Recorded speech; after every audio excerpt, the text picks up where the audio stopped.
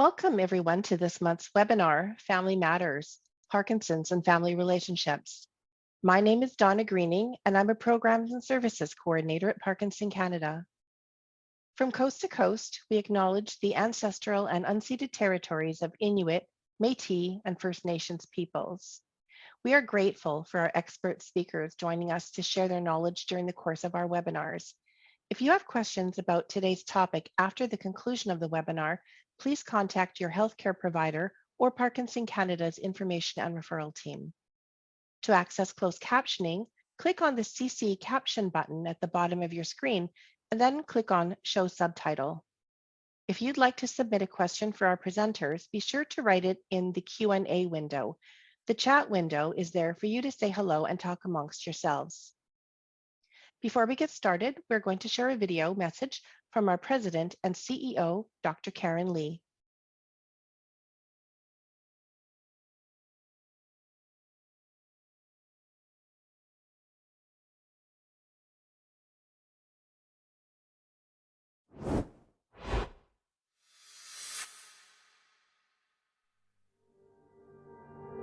Over 100,000 Canadians live with Parkinson's. We have one of the highest rates in the world. My name is Karen Lee. I'm the CEO of Parkinson Canada. My late grandfather lived with Parkinson's disease, and I know very well the importance of family and how they have to come together to support one another, but most importantly, the person living with Parkinson's. That is why I am dedicated and committed to ensuring Parkinson Canada continues to empower those living with Parkinson's. Each year, our programs and services reach over 10,000 people. We are a community. We are here not only for the person living with Parkinson's, but their family, friends, and their care network to ensure we all continue to thrive. Our advocacy efforts are focused on raising the voices of people affected by Parkinson's. Our Parkinson Advisory Council is made up of people affected by Parkinson's from across the country. They bring a diverse background and experience, but most importantly, they provide me and the organization with advice on topics that are important to them and their community. As a scientist, I know the importance of investing in bold and novel ideas that lead to breakthrough discoveries. At the same time, bringing researchers, clinicians, and people living with Parkinson's to collaborate to push the needle in our understanding of Parkinson's disease. We invest in the next generation of researchers and clinicians to ensure that we continuously understand the Parkinson's disease and also the care management of people affected by Parkinson's. When I'm in the community, I want people to know that Parkinson Canada is with them in every step of their journey with Parkinson's disease. People often ask, when is the right time to connect with Parkinson Canada? Is it when they have their first diagnosis? Is it when their symptoms get worse? Or is it when they need more information and resources? The answer is now. Researchers and clinicians are working tirelessly to find a cure. Meanwhile, every single day, 25 more Canadians are diagnosed with Parkinson's. Our goal is to empower people affected by Parkinson's to live well now.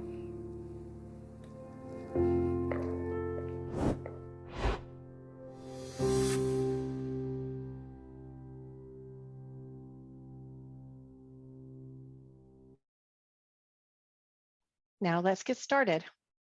Prior to his diagnosis, Rob Lebel worked for 20 years in aerospace, followed by 20 years in the telecom industry. He's held positions in finance, supply management, program management, order management and technology, as well as holding posts in process reengineering and quality. Customer care was his last position, leading a team of 400 individuals in 28 countries. Rob is a devout family man, married for 34 years to his wife and best friend, Angie, and they have 3 children and 1 grandchild. Although his extremely busy work life challenged his personal schedule and limited his family time, Rob made full use of his opportunities to go on family vacations, and he somehow never missed a school play or concert when his children were concerned.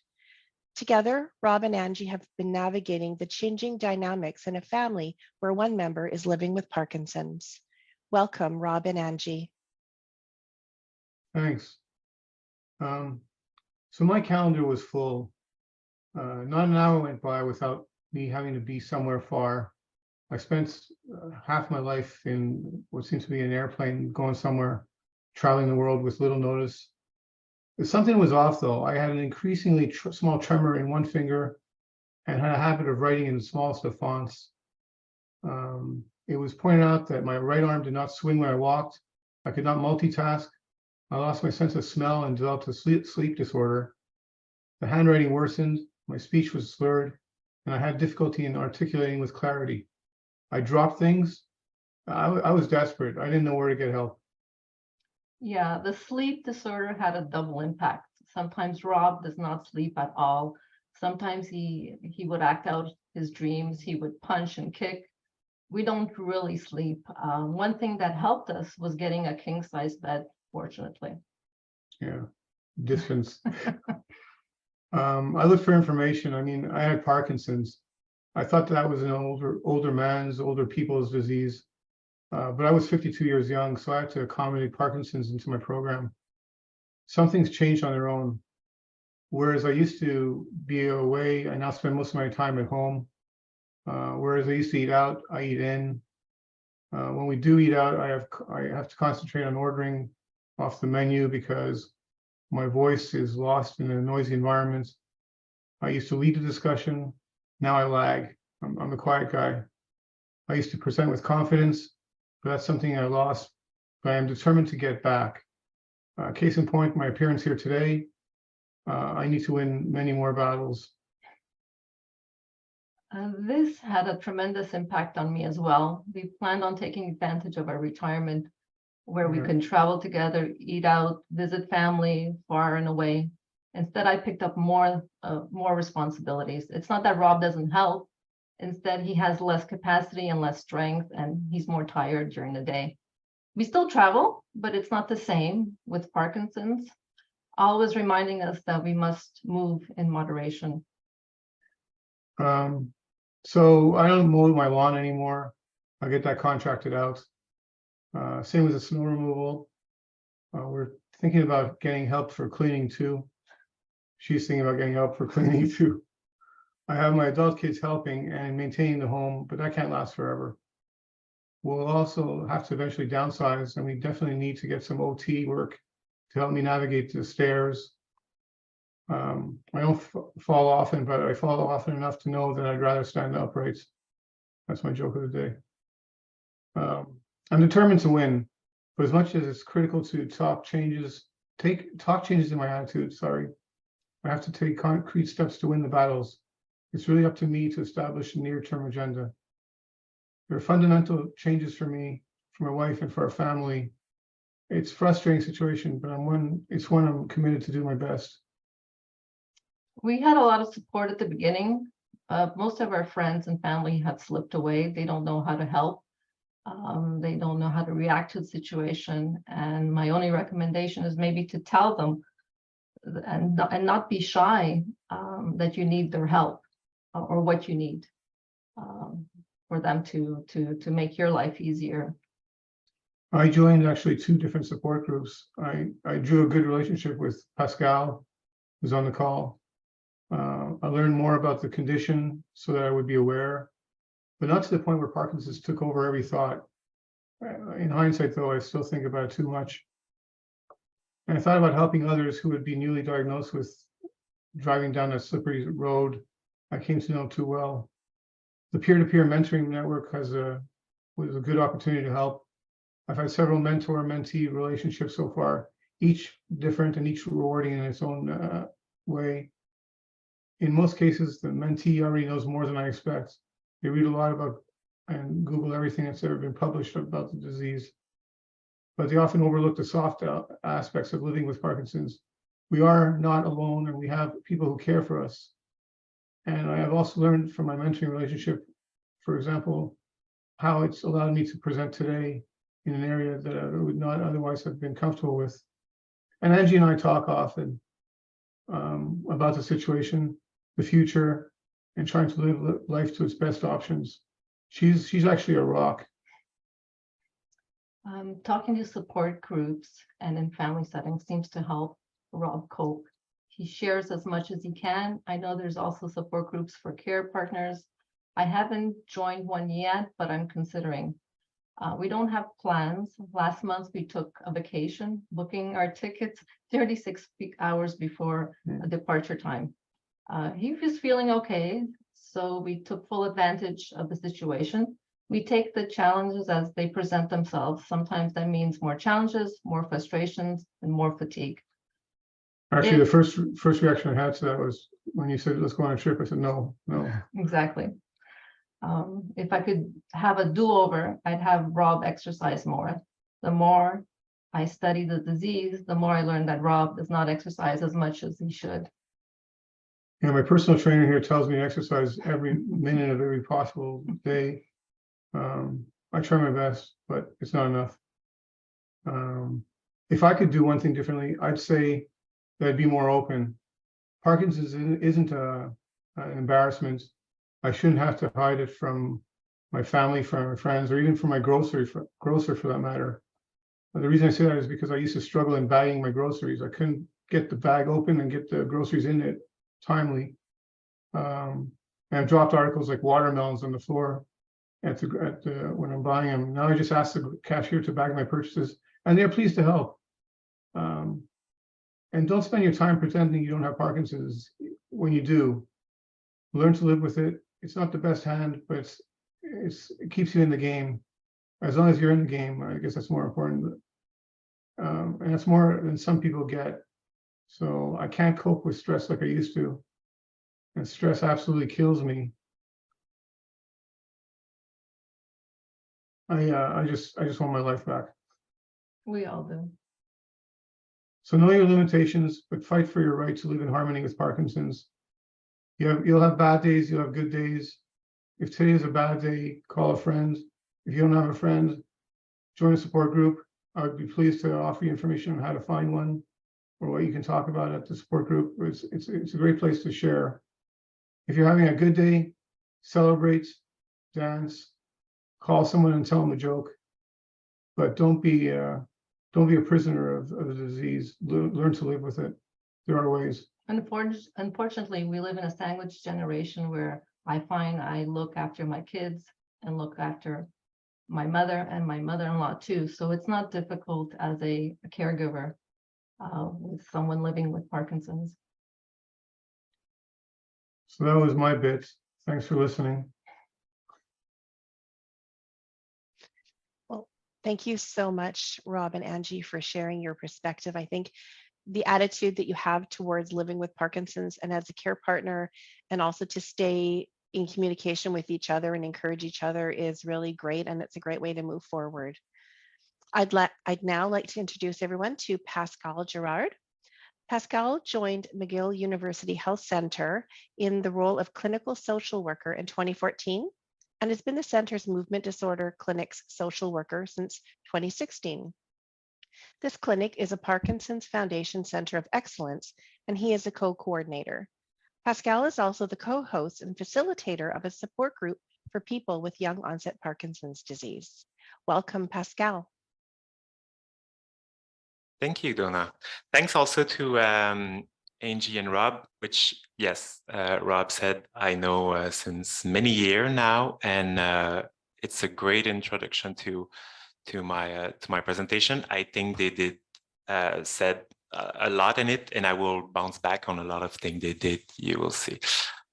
So I'm not as good with the PowerPoint than Parkinson Canada, but hopefully you will be able to keep a few of the things I will say in it in the keyword. I want first to acknowledge all of this that I will talk today.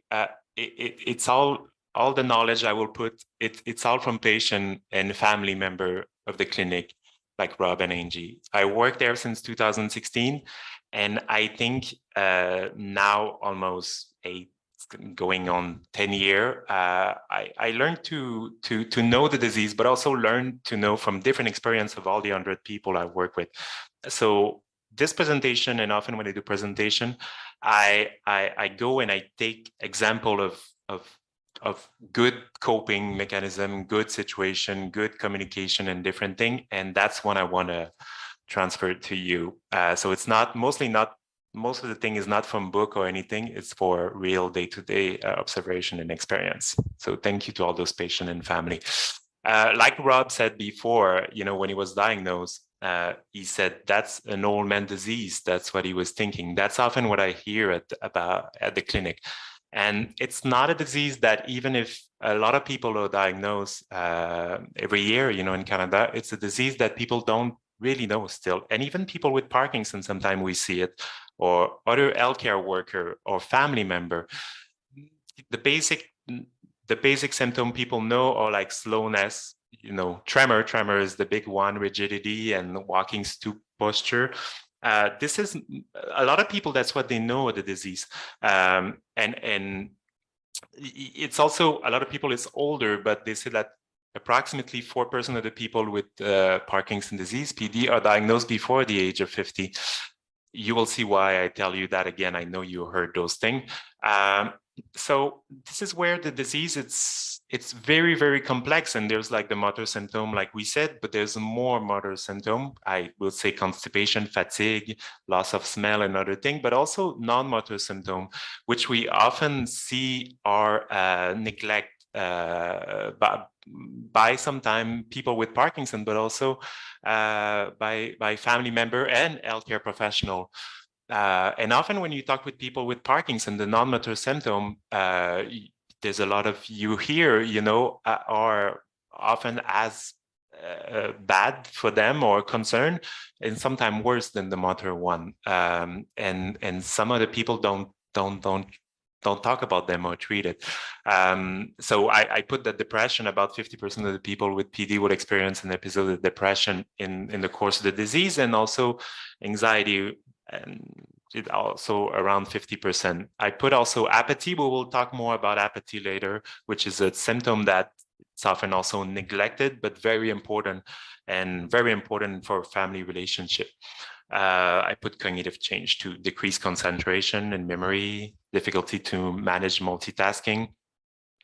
And we arrived there while I talk about that. So also, like Rob said, it's a chronic disease. It's progressive. I put the line that go down. You see the little drawing. So you can imagine that it's for many years. There's some up and down with the medication, with exercise, with other things. But it is a chronic disease, and the progression is slow and insidious. So some of the symptoms will not happen from one day to the other. They will happen with time. So if someone is diagnosed with the tremor at the beginning, for example, or little subtle thing like bradykinesia, but then with time you can see other symptoms that arrive.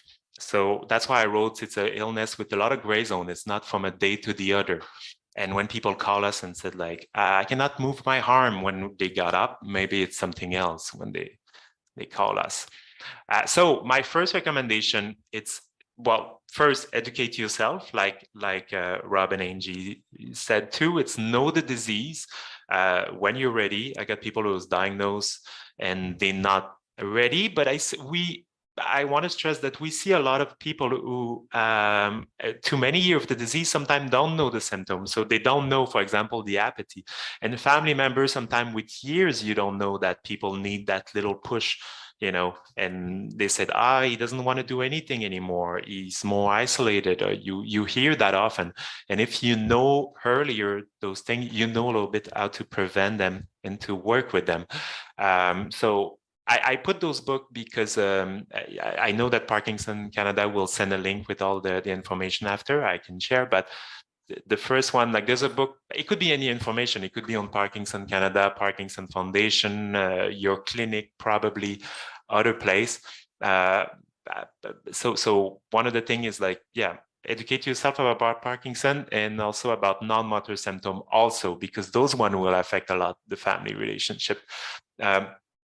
I see a lot of conflict and tension in family, for example, in couple that are often explained and amplified by the lack of knowledge of the disease. For example, I'm going to give you one very fast that maybe you will relate. When I first started to work at the disease, I was at the clinic. I work in other clinic before, and I didn't know the disease very well, but you read about it and you learn as you go. I'm talking about 2016. And when I was working with people, and when I was asking in person, like, is the meeting okay, or is it a good plan where we're doing like a plan? There was a feeling that I wasn't doing my work, or they were not satisfied. And that was in the few weeks and months. And then I realized about, the rigidity in the face that make more like the facial mask, like it's more rigid. So the emotion are more like the smile is harder to smile, or less amplified, less big. So often people have more, sometimes the face is more straight. And if you someone who relate by looking at the face of the person and getting that response, you can get that a lot. And after that, this is a knowledge I give a lot to couple, for example. And some people, after many years of the disease, they're like, that's why he's never smiled. That doesn't mean he's not happy. It's the disease. So this is like a little example, but those are things that can create tension. So as you see, I put the black line was the disease. The red line is sometimes, yes, I see people where their relationship, for example, like couple and thing, go down because, sometimes there's the couple, but also the disease is a real challenge. But I also see people and real example of couple that's the red line, stay on, doing well as a couple, communication, they still love each other. So it's not because the disease is progressing that the relationship with the kid, with sibling, with the rest of the family have to go down, like the symptom, So to those years, I see people in very advanced stage that still maintain that connection, and you see that they love each other as much as before the disease. And so because I see it, I know you can apply it to other couples, and this can work. I want to acknowledge that what I see a lot at the clinic, it's Parkinson is a disease where there's a lot of ongoing losses. I should have put like plural, and grief. So there's a lot of losses and grief. So at first you can get the diagnosis that can be a first shock, but sometimes there could be one with some role, like Rob was saying that he cannot lawn the like his grass, like so and shovel the snow. Those are little one, but for some people they can add up, and sometimes it could be driving, sometimes it can be work, sometimes so all those things add up. So I just put here the 7 stage of grief for chronic disease. So you can have denial, pleading, bargaining and desperation, anger, anxiety and depression, love of self and confusion, reevaluation of life, roles and goal, and acceptance. All those things doesn't mean they will be in order. And some people can go to denial. So when we first meet people, sometime at the clinic, we see a lot of denial, this bargaining, there's some despair, anger. It can go faster to some, it can go back, go backward, you can come back to other stage. And the reason I show those stages is that people have to be aware too that sometimes you can apply those to the rest of the family. So everybody go to their grief and loss. So someone could be in a stage of denial, but maybe the spouse could be in, this despair and some sadness. So that can create tension there too. And sometimes to identify those and to talk openly about those emotions will help to understand why someone is angry at a moment, for example. So that's why we go to another recommendation that I have. And Rob and Angie talk about it too. You gave me a lot of good key. They said that they communicate, and I think communication is key. I know those are all things that are they seem simple and they seem like something like cliche almost, but like every couple, mine like everybody, communication will be key in normal time, but it is also with Parkinson disease. So I think, as they were saying, there's something that can be done because it's a slow progressing disease. I think that there's some change that can be made at the beginning. When they were talking about maybe, Rob and Angie was saying, like, maybe we should have learned that physical exercise or do it more at the beginning. They're still doing it now, so it's good. You're never late.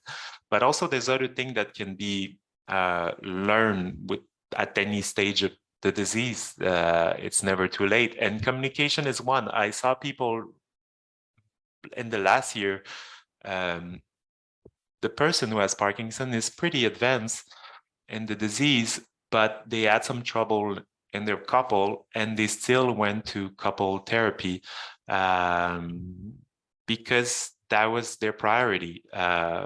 Even at the stage that's a little bit more advanced, they decided as a couple to go to couple therapy to learn to talk to each other. There's different way you can find. It could be mediation. It could be a therapist that can help you with that. Sometimes some clinics, depend where you follow, can have like psychologists or someone. But also, I put here like something that I try to use a little bit in my life too, and it's pretty simple, but it's nonviolent communication, and I think it can work a lot between couple and family, but also healthcare staff, or even me when I work with the people with Parkinson I work with. So the one expressing this, clearly expressing how I am without criticizing or blaming. So you use the I feel like this. I feel, instead of you didn't do that. You always scream. So and the same way, when you receive the information, to not right away like fight back, so it's taking time. So the first one is, so you see there's like the 4 stage. It could be observation, the first one. You observe a situation or something where there's a conflict. 2, the feeling. So you say, I feel like, instead of like I feel like you don't make effort, or I feel like well, there's already an accusation in the way I said it, but you see, and there's a need. So the third one is like, what I need or value. So you explain why you would want something to do that, because I value that the time together is important, or something like that. And then the request, the concrete action I would like to be taken. Would you be willing to do X, Y, Z? So I just wanted to give you that. This is like just the starter point for me. It's something that I have used, and sometimes just to remind yourself to use the I. I think that's the first one. But like training and other thing, that's something that you can get. Also, another recommendation that I can add, I mean, I know everybody's telling you, but yes, exercise. You will hear that all the time. It's a movement disease, so it is important. But also, I will add another one. Because of the aspect of the chronic disease, I think I see a lot of people also getting into mindfulness, mindfulness, or a deep breathing exercise, to be in the present moment. Like, again, I use the same example that Rob said when he said, like, today, if it's a good day, enjoy. So you live in the present moment. And this is something that everybody, even me, or even everybody from Parkinson Canada, or everyone. So that's not just for the person with Parkinson, but also the family member. That's something that they can use. It's a chronic disease, so it's unpredictable. There's new symptom, but when it's good, when it's stable, enjoy those moments. And mindfulness will help you. We see it, and there's proof too. So those are 2 types of exercise. I know sometimes we can see with Parkinson Canada, but I know like some Parkinson Canada, I'm not sure, Parkinson Foundation, that did some training on that too. So I will talk a little bit more specifically about the family member. So those are my drawings. So you see the little square and the little the little round. So those represent people. So one is the person with Parkinson, and one is the person, the spouse. So I said both the person with PD and their spouse will need to adapt and will need to continue to adapt as the illness is neurodegenerative. For this reason, well, communication, like we said, but also, yes, look for support, emotional, instrumental, as a couple and as individual, because illness would also isolate you, and sometimes like an LT, for LT relationship, it's good to get help on their home, so that will feed the couple. Again, like if you join like support group or community group, or if you have friends, if you do all those things. And I talk for both the person with Parkinson and the spouse, because yes, you see often like it's closing, and with time sometime. And sometimes as the social worker, or some of them, we kind of encourage to put things in their agenda. I got an example of a man who's he was seeing his friend every 2 weeks. He loved music, and they were friends that were talking about music. The illness is progressing, and we push him, and his wife, she pushed him to go to those meetings, because when before he goes, he's like, no, I don't want to go. I'm too tired to this. And she push him, and his friend push him. And after, he's always like, it's a good thing I went. So this is thing that need to be feed for both, you know. And I will come back a little bit to that a little bit later. So we talk about role too. Sometime at the clinic, I often see people that you could say they almost become Parkinson, in a sense that the Parkinson is taking, often it happens at different times, Parkinson is taking all the space because of the symptom, because of the symptom are too big. So they become like sometimes more like a patient, and they neglect some other part of their life. And yes, I put all, you see that little character would be like, for example, a person with Parkinson, and I put some example, like it could be anything else, but some of those roles will disappear with the disease sometime. Maybe the person cannot play, I put musician, maybe they cannot play at the same level, maybe they will have to stop. So sometimes the work, some people need to stop working. But I think the one role that sometimes people will keep, and if they nourish, they keep. I put mother, wife, friend. I could have put daughter, but I put like this little underline. Is those are the role that need to be the one that you prioritize will be the one that you need to nourish and continue to nourish. So sometimes I put patient at the bottom, but if you have good communication with your team, and let's say the symptom are well controlled, like the Parkinson will like hopefully will always be there, and every day you always remind when you take your pill, but could leave some space for other things. Again, like they were saying, Rob, I always use you as example, Rob, and Angie, but they were talking about like, yes, doing a trip, or if they go to a restaurant, or grandparent, those roles will still be there, and you still will be that person. And I think they can play that role even as the illness is advanced. I see it at the clinic. It's challenging, but I do see it. So I said that role will change as the illness progress. Person who cook or cleaning and things like that. So that's why I said the one you prioritize, and to discuss about them. They discussed a little bit about it before when I come back, when they said maybe they need to hire someone to clean. So they openly discuss about those things, because it's too much for Angie, who's becoming she's wife and caregiver, care partner, and for Rob, who probably is a little bit more hard, like some people. So sometimes by giving that role to someone else, well, you give more time to your relationship. So this by giving up some role, you can choose the one you wanna nourish.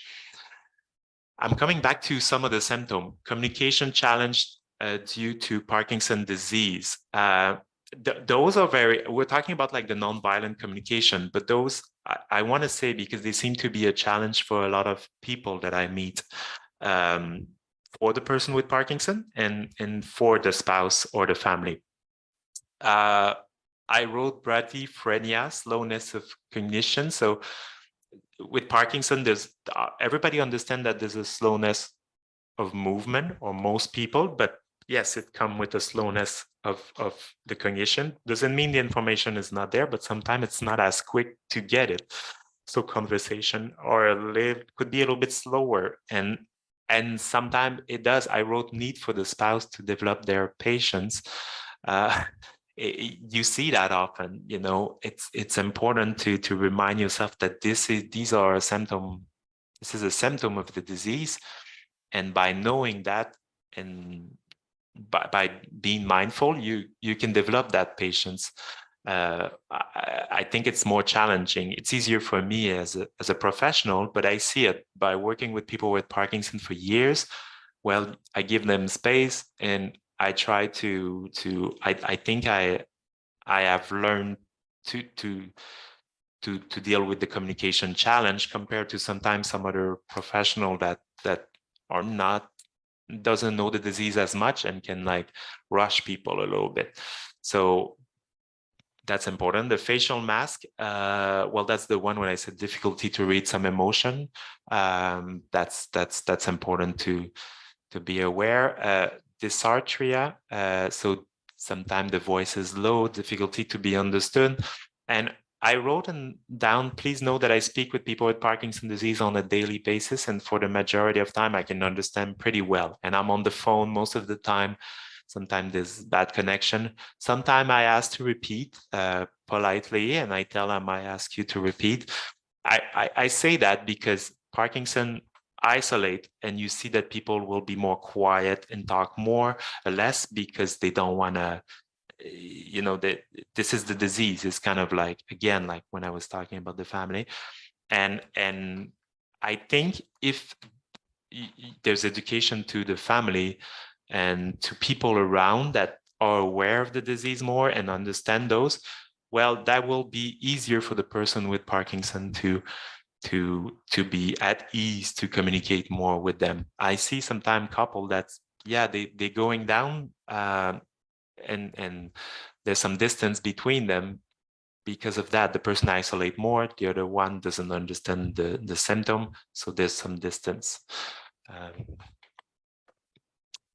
I put back apathy and depression because I want to come back to those. Those are very important non-motor symptoms that affect a lot the relationship.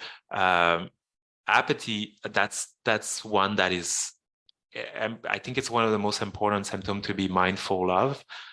It might not be the most bothersome at first, or the one you talk to the doctor, but that's one that is like, it seemed to be one that is very frustrating for people. And yes, by doing exercise, staying engaged, like you do right now by looking at this webinar, you are engaged with the community, you are engaged with Parkinson Canada. Those are good things that will help. And all the exercise, the support group and things like that. And it is important to acknowledge that when a spouse is trying to motivate the person with Parkinson to something, it's a caring gesture. There's some limit to the pushing, but like when Angie was saying, like, let's go to the trip, and there's a little bit of negotiation, of pushing. It's caring. It's knowing that the person, because of the apathy, will not have as much the motivation as someone without Parkinson sometimes, and knowing when to push. And for the person with Parkinson to understand that it's important that when someone is pushing them to do the thing, it's also it's caring. It's not just like it's not an aggression, which sometimes you can see in those things. And depression, I wrote depression because sometimes apathy and depression was a different thing.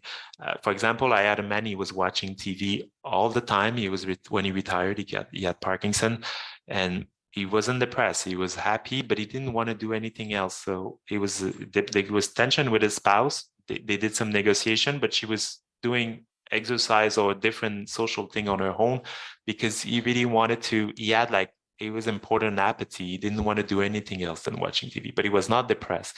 The depression is when you start, if you ask question or you see someone is more like hopelessness, you know, there's no hope, there's no just sadness, more irritable. And I put suicidal ideation. Those are important signs to talk to your treating team and neurologist or any professional if you feel those, because those are part of Parkinson too, and they're important to monitor. And sometimes you need medication to treat them too. Well, I come back again about the non-motor symptom by the education and knowing them, and for the rest of the family too, if they know how to identify the non-motor symptom, well, that will help the relationship, and that will help it's hard to talk about Parkinson without going back to the multiple symptom and knowing them, and sometimes it does need medication for some of those symptoms. It's an on balance. Even as a social worker, I'm not the one to talk about medication, but I see how sometimes you need that little push with some medication. Like example, if someone is not sleeping well, if someone has depression, and all those things are important to talk to, not just the motor one. So when you go. Well, if we start about like advancing stage of the disease a little bit, that's where like the spouse will take the role of a caregiver, and that's that's where like that role is that's where you need to get help out. So if it would be cleaning and thing, and I work a lot myself with caregiver to like accept outside help, because if not, you will burn out if you want to control everything. It's like a 24-hour job, you know, for some people. Delegate and accept outside help. It's very easy for me to say, but it's very important. And I see on the course of the caregiver journey how important it is. And you can be able to continue doing the other role, like I said, mother, wife, friend, even if caregiver will take more place. I put this book. There's a great book. If some people like to read, The 5 Needs of Care Partner, education about PD. Like I said, time management. Some people will do a schedule it's like having a business in some way, you know, knowing the medication, knowing like being organized. Self-care, it's important for you. We say that a lot, but this is important. Health and respite, those are all for the caregiver if you can, you know. So there's reach out a support team. So you need people to help you with that. Your relationship with the person with PD, well, we talk about that a little bit, but that will be important too. If it's loving and there's more harmony there, even to the struggle and the problem, well, that will help the care partner. Medical, financial, and care decision, if those are made before, I will talk a little bit later about that. That will help too. And community resource. So know the community where you are. You all from different province and different town. There might be less and more in some, but there are often some. Need to know. I want to normalize 2 points. Those are 2 of the sentences that I hear the more in my practice. I don't want to be a burden from the people with the Parkinson, and I'm feeling guilty from the care partner, the caregiver, losing patience, not doing enough, all those things. I want to put them out there so you know you're not alone if you're feeling those things. This, I think, it's just a proof that the person that have empathy and care for the other person. So this is the person Parkinson and the spouse. I think we need the rest to help them. So that's why I put it, if people are isolated. So find the people in community and reach out and accept some help. You see Parkinson Canada, rehab team, home care, exercise class, family, a friend, find new people for that. I will tell a bit about other thing. It's going fast, but adult children, well, like, you know, they're often busy. Limited time. Everybody always tell me that, oh, my kid, they're busy. I don't know what they can do. And sometimes the kid, they don't know how to help. Sometimes it's just good to do a meeting, and also for them to educate them or give them a book so they know the disease. Because sometimes they call us after years and they don't know. And I think it will help them cope if they're, oh, my father is not as engaged. But if they know that those are symptoms, they can approach the person with more care when if they know that this is a symptom. So sometimes we do family meeting at the clinic. I help with that to give education, but also for them to openly discuss, find a plan. And if they said, what can I help? Like, I think, if there's little thing they can do, don't be shy to tell, because I often see kids who would like to help but don't know how to help. And I often see people with Parkinson who are shy to reach out. So you see that breach of communication sometimes. Also, one thing that will help your adult children or children, take care of your paperwork, living will, all financial, all that. This is a stress that sometimes it could be useless, but if you, when you're ready, take care of those that will help.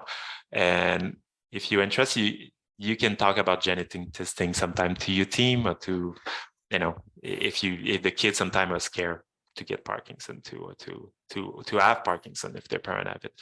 Young children, I put a book. It's on. You can find him online. You can put it as a link. I did the drawing for that, but we did it with the Ellen Book, which is a social worker from who's in Vancouver, and mostly for young children. Please know that often they know more than you think, and by not talking about the disease and the symptom, often it elevates anxiety and some other problem. And the kids, they often have the internet, so they often check and know more than the parent know from working with them too. And so, as the rest, you can still be a parent, and you have to play that role as much as possible. Rest of the family, disclosing versus privacy, you decide at your own pace. Some people, they this one I will keep it at bay. Some other, they get closer. You create your own boundary. I said, do not isolate. Reevaluate your social circle. Sometimes some people could be like, it's not a good relationship, and sometimes it's wasting time. But because Parkinson isolates, so that's good to know who's the one you want to keep close. I don't know if I will have time to talk about the other thing, financial situation. Well, maybe, prepare before, like a driving license. Well, we talked about that a little bit before. I want to give a word on that they maybe start talking about that earlier. I have until 48, and it's 48. Oh, the last thing I can say, managing between appointment. If you have a clinic, please keep a link with the clinic. If not, you have like Parkinson Canada and Parkinson other regional association, support group, exercise group. Those are important between your appointment. And if there's a nurse at the clinic or anything, like, please keep a link with that. Sometimes you can help with some symptom before next appointment. I leave my my contact if anyone would like to reach me. Thank you, everybody. Pascal, did you want to say something about driving? I mean, it's okay if we go over a minute or so. Okay, driving. I wanted to say that when we was talking about loss, this is really, yes, it's one of the biggest loss for a lot of people with Parkinson. Of my patient, I see it all the time. The best thing is to start the discussion. Often it creates tension between the person and the spouse and family. They say, oh, we shouldn't drive and things. Sometimes it's better to start the discussion earlier. Again, when I was talking about communication, like, I feel like maybe you shouldn't drive, but you use the I. And what I see really, I just want to, there's a book that's done by Parkinson Canada, and it's done by one of my colleagues, that wrote it. You can find it, and it's pretty interesting. But I see it because of the loss and grief. It's really easier to stop driving on your own than have your license revoked. It's often so for family and care partner, please plan that seat earlier, because often it doesn't come as a surprise, but more you prepare for that. So Pascal, I didn't lose my license. I chose to stop driving at nights because it was hard to manage the lights. I know. And, yeah, and that's best. And still I have bad days. I don't go driving on bad days. I know when I'm able to and not able to. I'm slowly toning down the amount of hours. It's rare that I drive now, but at least I did it on my own terms, as opposed to somebody stopping me and saying, you can't drive anymore. Yeah. because there's a lot of, you lose control a lot with Parkinson. So sometimes there's some choice. If you have them and you can make them, it's easier than to get your key removed. Well, thank you, Pascal. Did you want to stop sharing your screen? Great, thank you so much. I think it's a great to remember that when you encounter pushing by people, especially if you're talking about attitude, even about driving, as you just mentioned, it's a really good idea to try to remind yourself that it's caring and not aggression, as you said. Also, the non-motor symptoms that you mentioned in that booklet, they're covered quite fully in our new resource, Every Victory Counts, and it's available in English and French. So we'll send that out as well within our follow-up email. So we are going to jump now into some questions that have been submitted. The first one is for Rob.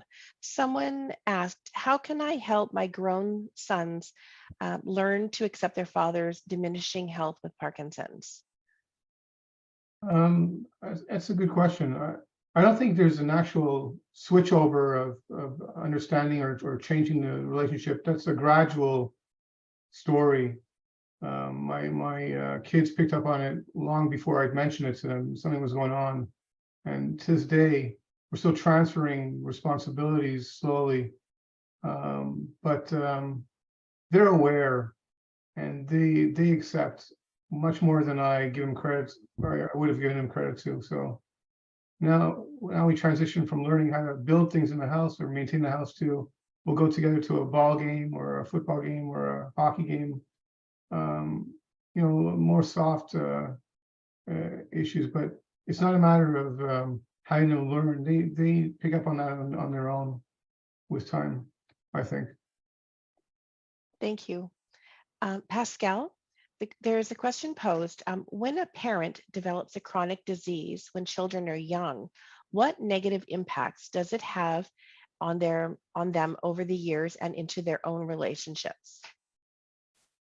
Well, you know, from what I see and working with kids, there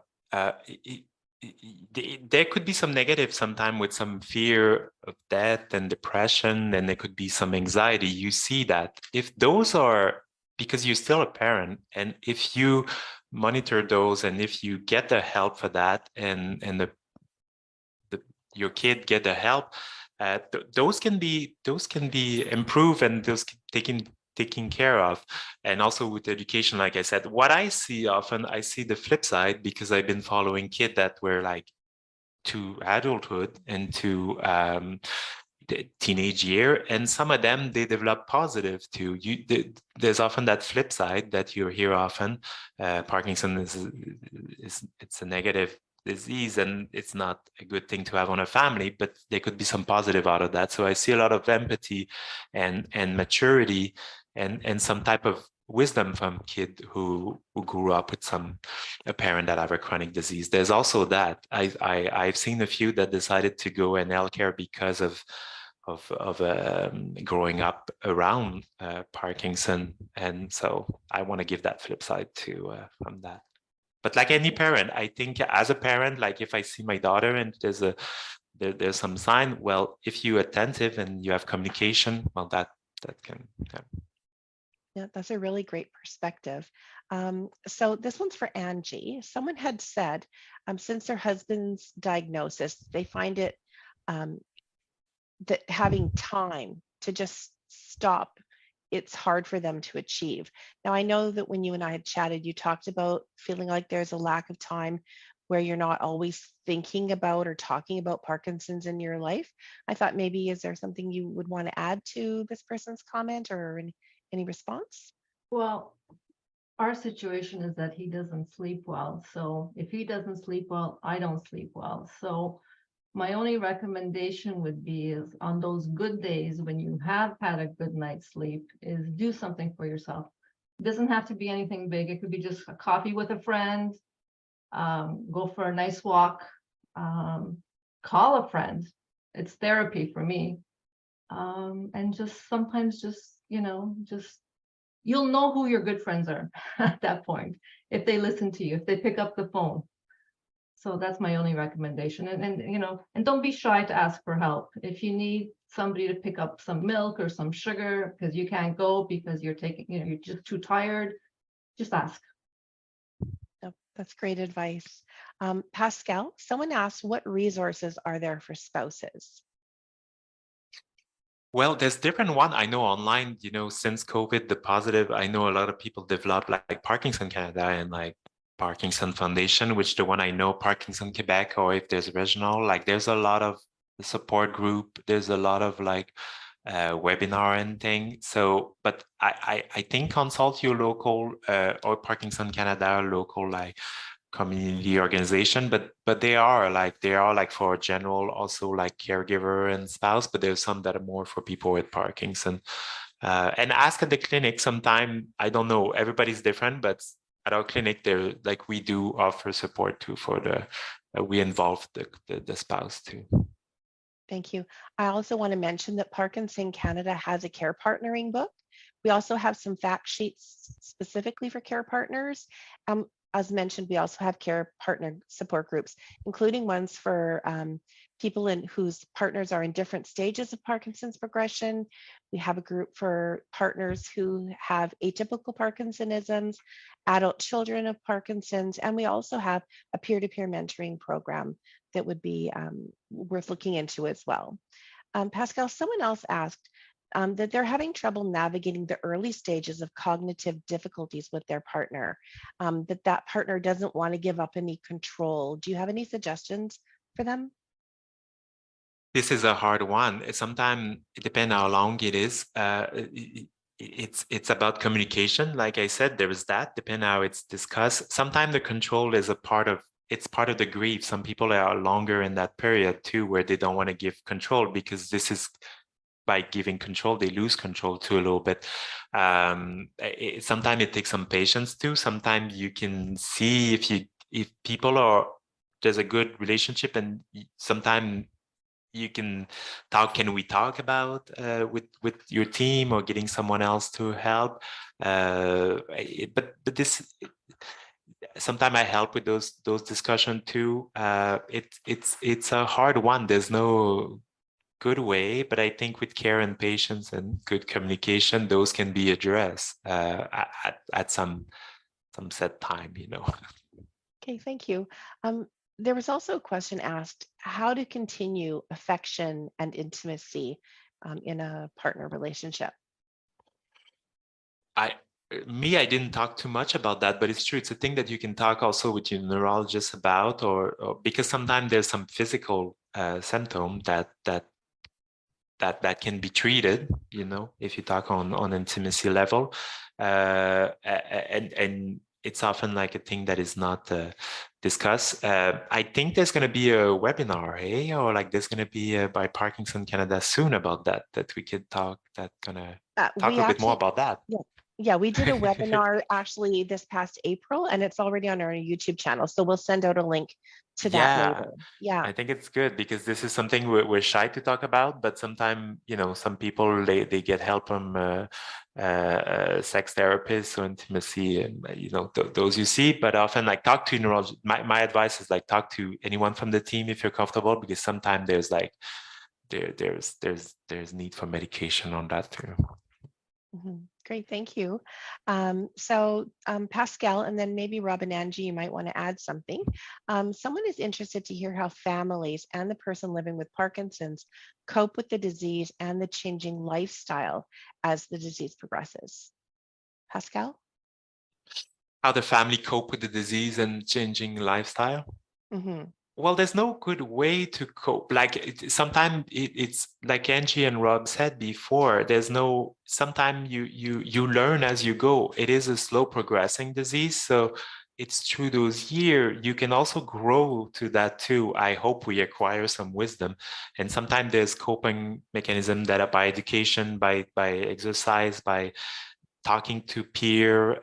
People with Parkinson have a lot to offer, because there's some find good ways. So discuss with other people with Parkinson. I think that's the way. I often share story for some to the other one. That's the way it goes. But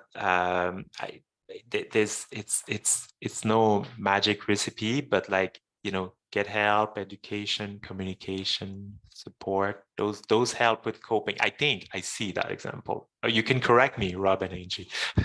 I'll add tough love. Sometimes tough love. Tough love, yeah. Yes. You have to push them a little bit sometimes. In our situation, that it works. We've been together for 39 years. We've had a great marriage. We continue, and PD is not going to ruin our relationship. So sometimes you just got to give them a little bit of a nudge. And who understands their spouse more than the other spouse? It's us. It should be. I'd say don't mourn the losses, celebrate the wins, and take the time to reflect. I think Pascal just said it. Wisdom. You have more time to think about things, and you can share that wisdom with your family on your terms. And I think that helped me cope with the disease, because it allows me to teach where I want to teach. And we've got a new granddaughter, and so we spend as much time as we can in playing with her over the video or live as time permits and money permits. So the priorities change as well. Great. All right, thank you.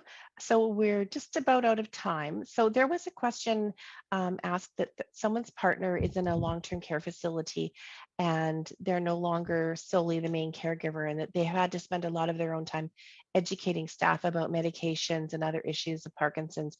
And they're looking for suggestions on how to make it easier for them and for staff. I do want to let you know that Parkinson Canada has an education video for healthcare professionals. So if they reach out to us, we can send them a link so that they can educate staff on their time and become educated on Parkinson's. Pascal, is there anything you wanted to add to that? Well, I want to add that is true. A lot of, some people asked earlier in the question I saw in the chat, what about sibling? What about other family member? Everything I talk about is like, you can change spouse sometime from friends, and some people have a like sibling close relationship like that in some way, but it's all about education, and it's all about giving resource. I've seen like a lot of people, yes, giving like you said, there's resource by Parkinson Canada that if someone is in a nursing home, for example, again, you don't confront them, but you see, can I share some information about Parkinson? I often ask other professional, do you know about Parkinson before, like, to see? And if they don't know, sometimes I explain the disease even to people in nursing home.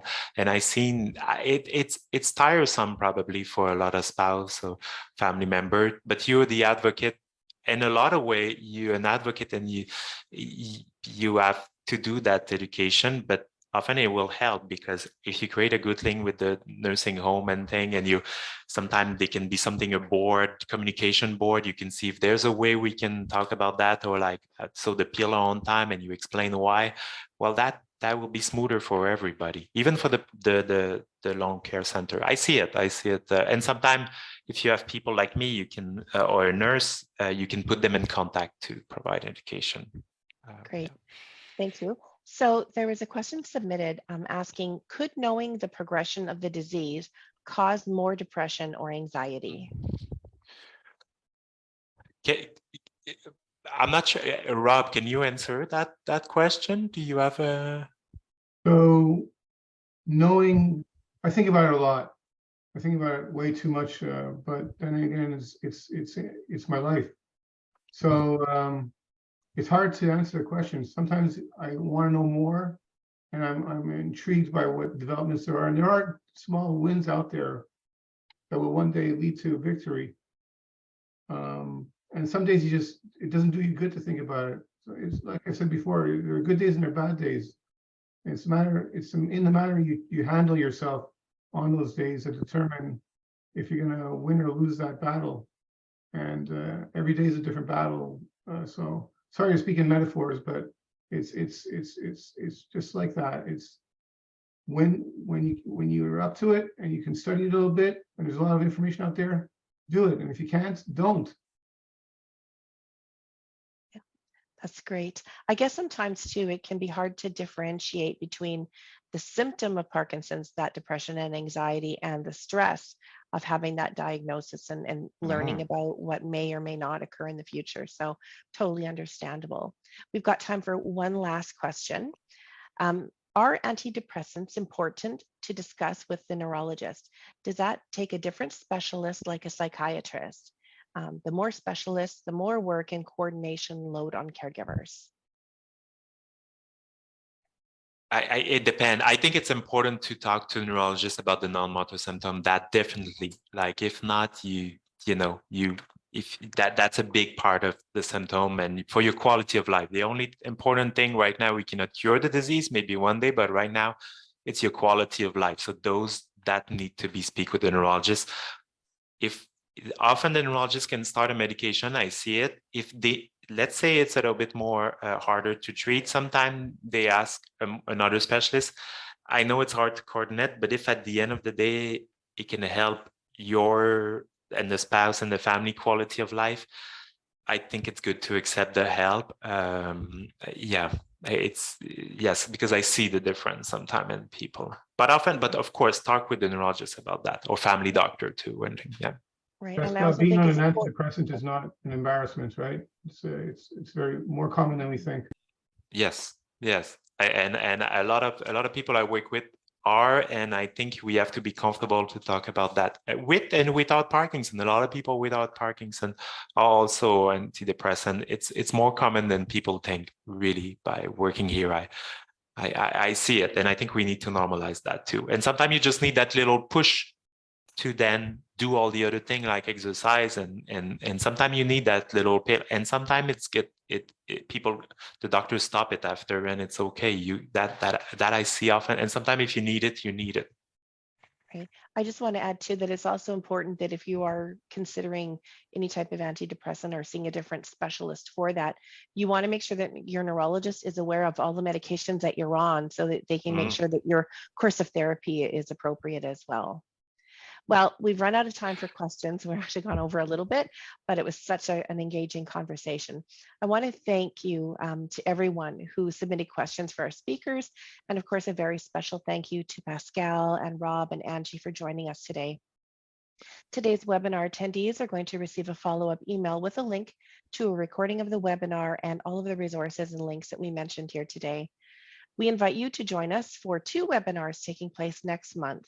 The first webinar, Maximizing Your Impact, Tax-Efficient Ways of Donating, takes place on Wednesday, November 8th from 2 to 3 p.m. Eastern.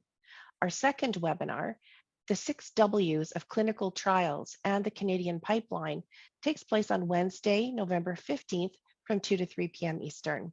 Watch your email inboxes for more details and registration links. On behalf of all of us at Parkinson Canada, I'd like to thank you so much for joining us today, and I hope you enjoy the rest of your day. See you next month.